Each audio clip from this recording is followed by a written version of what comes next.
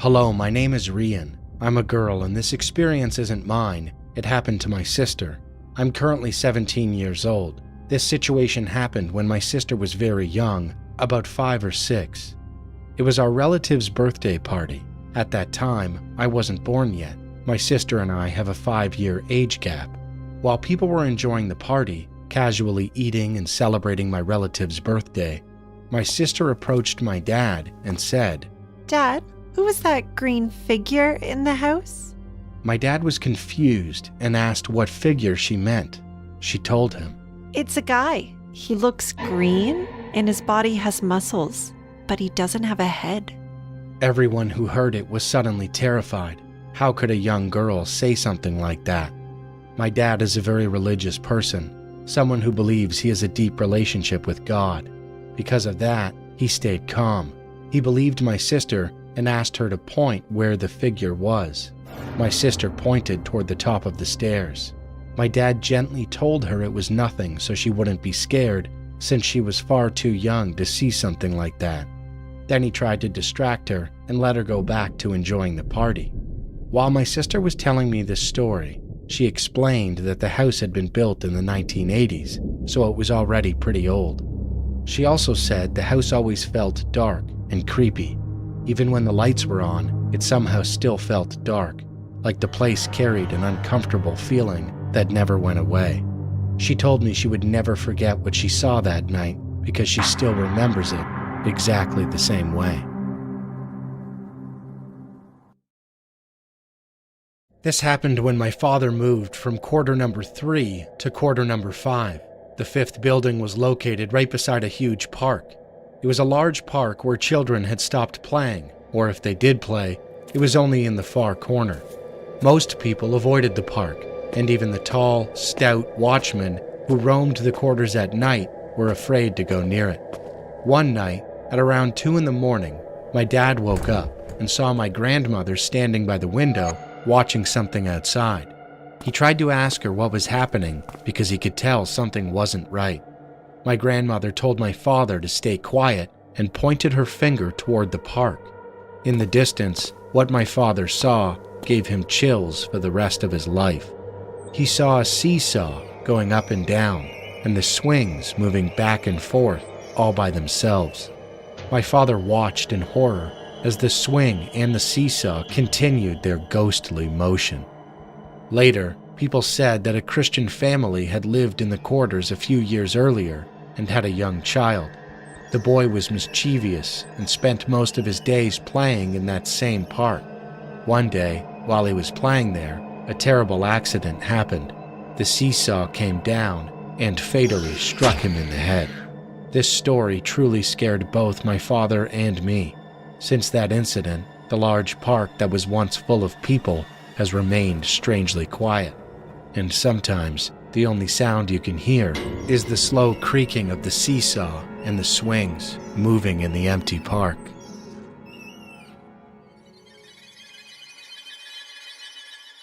I'd like to share a scary story that my aunt told me about my grandma. For some context, this story took place back in Vietnam not too long after the Vietnam War. My grandma was 6 years old and lived in a very old house. The house had been built over an area where many people died. Back then, Vietnam was a very poor country, and people didn't always have the time or resources to find and bury all the bodies after the war. Some were simply left where they fell, and houses were later built over the land where they had died. One night, my grandma attended a family gathering. Relatives had gathered in her house to celebrate and chat. My grandma, being a child, went off to play with her cousins and mind their own business. After a while, her uncle called for my grandma, but she didn't come. She was missing.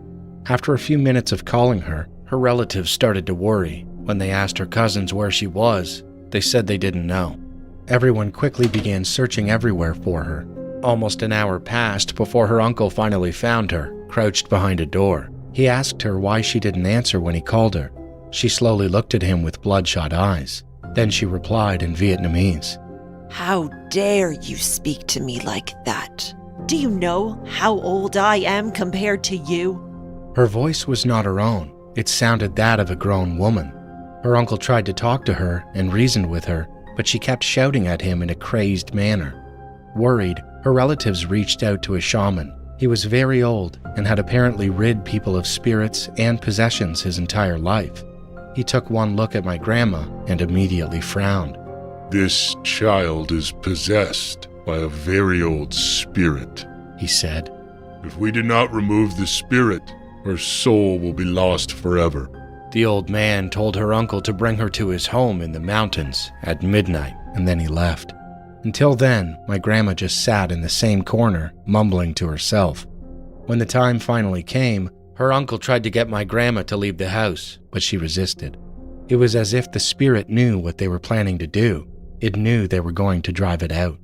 Her uncle, with the help of several relatives, had to basically drag my grandma to the shaman's house. She screamed the whole way and refused to walk. But when they reached the shaman's yard, my grandma suddenly started moving on her own. She slowly began walking inside the house on her knees. The spirit was clearly trying to resist. It was as if some invisible force was pulling her into the house. When they got inside, the shaman told them that the spirit was very powerful. He said he was already old and weak, and if he performed the exorcism, he might die. But the shaman was willing to do it anyway. According to him, he had spent his entire life doing this work, and letting my grandma die now would make his life's work meaningless. My grandma was placed in the middle of the room. Papers covered the walls, each one with strange symbols written on them. She remained on her knees. In front of her was a long sheet of paper that stretched across the floor toward the shaman. At each corner of the room, there were small piles of salt. The old man told the spirit to leave my grandma's body, then began mumbling words that no one understood. Suddenly, the papers on the wall caught fire and started burning. The salt in the corners of the room turned black. My grandma began moving forward on her knees, slowly approaching the shaman. The long paper in front of her started burning as she moved. When she finally reached him and the last paper burned away, she suddenly collapsed and fell unconscious.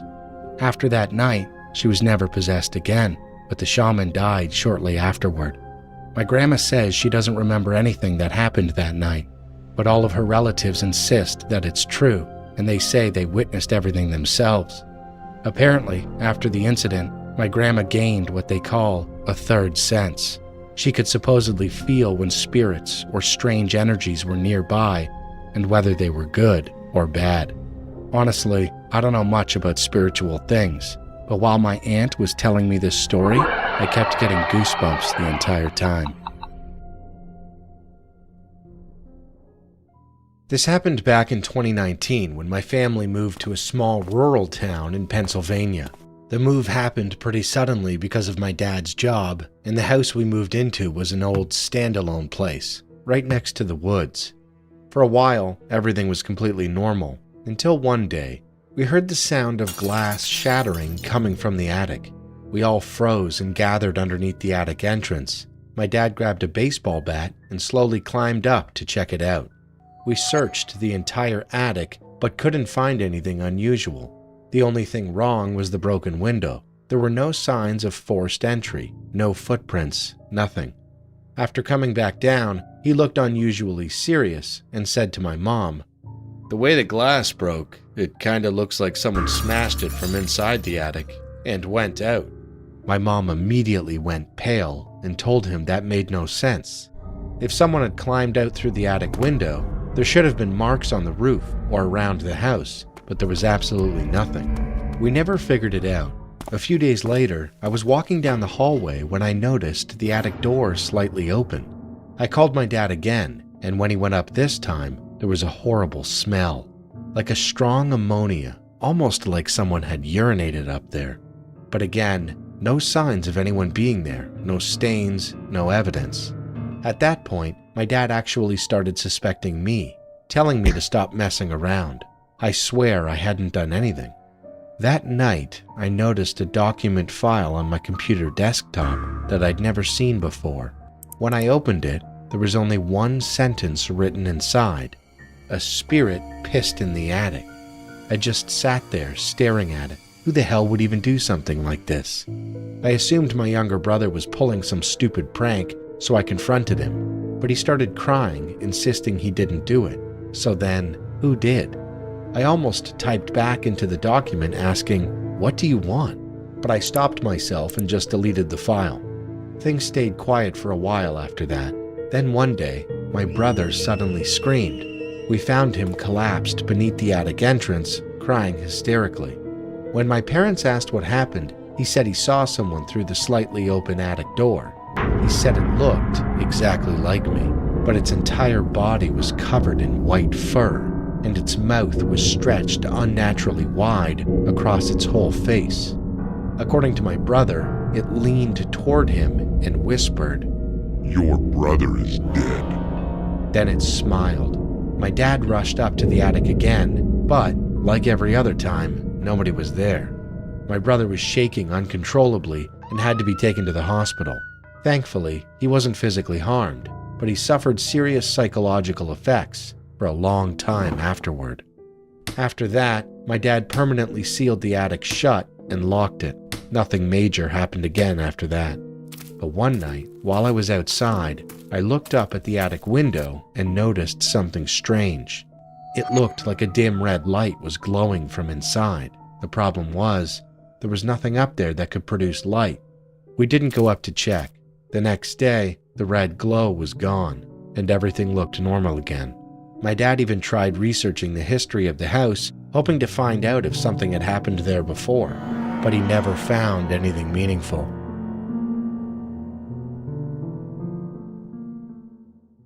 This story takes place in the fall of 2022. Lakeside Park was about a 30-minute walk from my apartment, a beautiful park right next to a lake. I usually went there at night to walk. There weren't many people there, so I enjoyed the quiet alone. One night, I was sitting alone on a bench in the park, playing on my phone. The fog was thick and eerie, and I was watching a horror anime. Then, I heard someone walking. At first, I didn't pay attention, but suddenly, the air felt warm.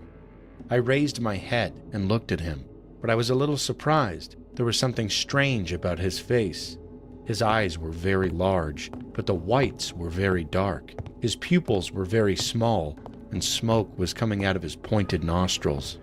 At first, I thought it was cigarette smoke, but what struck me even stranger was that I'd seen his face somewhere before, but I couldn't quite remember who it was. For a moment, I wondered if I'd seen him in a movie before. I wondered if he was an actor from a horror film. I couldn't say anything, just staring at him. He slowly approached me, then stopped and stared intently. Smoke was still coming out of his nose, but it wasn't cigarette smoke. It was a thick gray. There was fog all around, but fog couldn't possibly be that gray. He just stared at me, and uncomfortable silence fell. Finally, he spoke. "Doesn't my face look familiar?" I answered, "Yes." And the moment I heard his voice, I felt a strange chill run down my spine. There was no reason. It was as if my nervous system instinctively sensed danger. And then he said, "It's a very nice day today. Peaceful, quiet, no one else around." and smiled. I didn't know what to say, so I just smiled awkwardly. Then he said, "You still don't know who I am, but you will. You always do." He said that, then smiled and continued to stare at me. Looking into his eyes, an inexplicable sense of discomfort and anxiety welled up inside me. I looked around, and it seemed like the man and I were alone in the thick fog. There was no one around. I suddenly became incredibly scared and started running. He yelled at me to stop, but I ran without looking back. The fog was so thick I couldn't see, but I kept running. At some point, I left the park, and when I looked back, he was gone. On my way home, I struggled for a long time to remember who he was, but I couldn't remember at all. Finally, when I got home, I felt a sense of relief. So I took a warm shower, and then, all of a sudden, a memory flashed through me like a bolt of lightning. He was a man who'd occasionally appeared in my dreams since I was little. And not just any dreams, but truly horrific dreams. He did some things to me in those dreams. One time, he stabbed me with something like a huge skewer and then roasted me over a huge bonfire. It was like a barbecue. The bonfire was so big it felt like a small mountain. And one day, he put me in a huge vat of boiling water, and underneath the vat, it felt like I could touch other people's hands or feet. I still remember vividly how real those feelings and the hot pain were. Every time that happened, I'd wake up screaming, run to my mom, and tell her about the dream. Then she'd come over with a Bible and pray for me. And another thing I remember is that in my dream, he had a tail, a very long, pointy tail. But when I saw him in the park that day, he didn't have a tail. The moment I remembered, I suddenly felt incredibly dizzy and collapsed on the floor. The next day, I went to a psychiatrist. The doctor listened to my story in silence and prescribed medication to reduce my anxiety. After that, I slowly regained my composure, and thankfully, the man hasn't appeared in front of me again. He hasn't appeared in my dreams either. But I'm afraid of when he'll show up again. But what scares me more than all the endless questions that keep popping up in my head? Who is he? And what does he want from me? Eventually, I came to a conclusion.